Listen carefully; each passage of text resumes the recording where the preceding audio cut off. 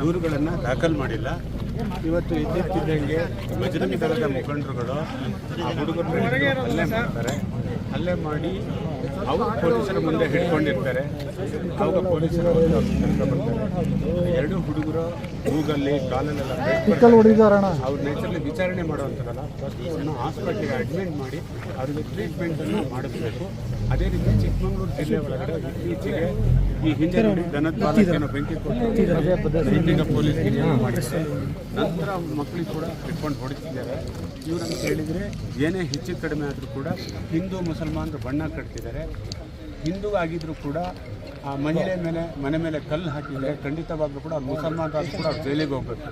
ಯಾವುದೇ ಜಾತಿಯ ಹೆಣ್ಮಕ್ಳಾಗಿರ್ಬೋದು, ಹೆಣ್ಮಕ್ಳಿಗೆ ತೊಂದರೆ ಕೊಟ್ಟಂಥವ್ರು ಜೈಲಿಗೆ ಹೋಗಬೇಕು. ಆದರೆ ಹೆಣ್ಣುಮಕ್ಕಳನ್ನು ದುರುಪಯೋಗ ಪಡಿಸ್ಕೊಂಡು ಕಂಪ್ಲೇಂಟನ್ನು ಕೊಡೋದಾದರೆ ಸೊ ಇದ್ರ ವಿರುದ್ಧ ಇದ್ದೀವಿ ನಾವು. ಹಾಗಾಗಿ ನೈತಿಕ ಪೊಲೀಸ್ಗಿರಿಯನ್ನು ಇಮಿಡಿಯೇಟ್ಲಿ ತಡಿಬೇಕು. ಹೊಡೆದಿದ್ದಾರೆ ಸರ್, ಎಷ್ಟು ಜನ ಹೊಡೆದಿದ್ದಾರೆ? ಹೆಚ್ಚು ಕಡಿಮೆ ಒಂದು ಇಬ್ಬರು ಮಕ್ಕಳಿಗೆ ಹೊಡೆದರೆ ಶ್ಯಾಮ ಮತ್ತು ಬಜರಂಗ ದಳದ ಯಾರ ಮುಖಂಡರು ಶ್ಯಾಮ ಮತ್ತು ಬಿಜೆಪಿಯ ಯುವ ನಾಯಕ ಸಂತೋಷ್ ಕೋಟೆ ಅಂತ. ಸೊ ಅವರಿಗೆ ಮುಸಲ್ಮಾನರಾದರೆ ಸಾಕು, ಕಾರಣಗಳು ಬೇಕಾಗಿಲ್ಲ.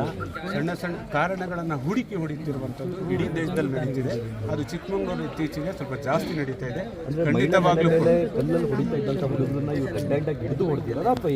ನೋಡಿ, ಅಲ್ಲಿರುವಂಥ ಆ ಮಹಿಳೆಯ ಮನೆ ಮುಂದೆ CC ಕ್ಯಾಮ್ರಾ ಫುಟೇಜ್ಗಳು ಇದೆಯಂತೆ. ಆ CC ಕ್ಯಾಮ್ರಾ ಫುಟೇಜ್ಗಳಲ್ಲಿ ಈ ಹುಡುಗರಿದ್ದರೆ ಈ ಹುಡುಗರು ಕೂಡ ಜೈಲಾಗಬೇಕು. ಆ ಮಹಿಳೆ ಕೊಟ್ಟಿನ ಕಂಪ್ಲೇಂಟ್ ಮೇಲೆ ಅದೇ ರೀತಿ ಈ ಮಕ್ಕಳ ಮೇಲೆ ಹಲ್ಲೆ ಏನಾಗಿದೆ, ಸೊ ಈ ಮಕ್ಕಳು ಕೊಡುವಂಥ ಕಂಪ್ಲೇಂಟಲ್ಲಿ ಹಲ್ಲೆ ಯಾರು ಮಾಡಿದರೆ ಅವ್ರ ಮೇಲೆ ಕೂಡ ಕೇಸ್ ದಾಖಲಾಗಬೇಕು.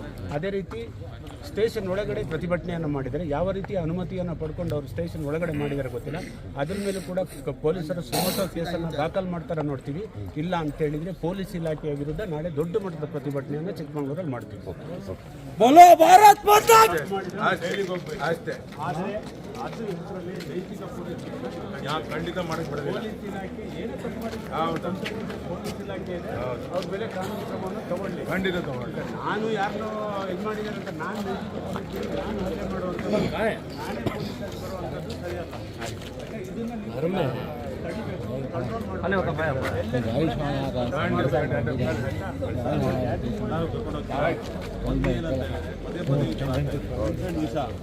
ಮಾಡ್ಕೊಂಡಿದ್ದಾರೆ. ಅದಕ್ಕೆ ಪೊಲೀಸ್ನವರು ಕರ್ಕೊಂಡ್ಬಂದು ಅವ್ರಿಗೆ ವಿಚಾರಣೆ ಮಾಡಿ ಏನು ಶಿಕ್ಷೆ ಕೊಡಬೇಕು. ಹೊರಗಡೆ ಇಟ್ಕೊಂಡು ಹೊಡೆದು ಅವರಿಗೆ ಅವರೇ ಶಿಕ್ಷೆ ಕೊಡ್ತಾರೆ. ಕಾನೂನುವಾಗಿ ಮಾಡಿದ್ರು, ಯಾರಿಗೂ ತಡೆಯಲ್ಲ.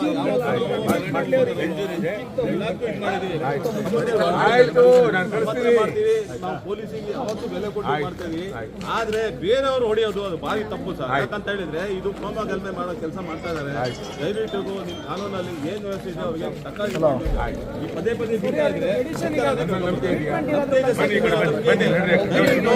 ಏನಾಗಿದೆ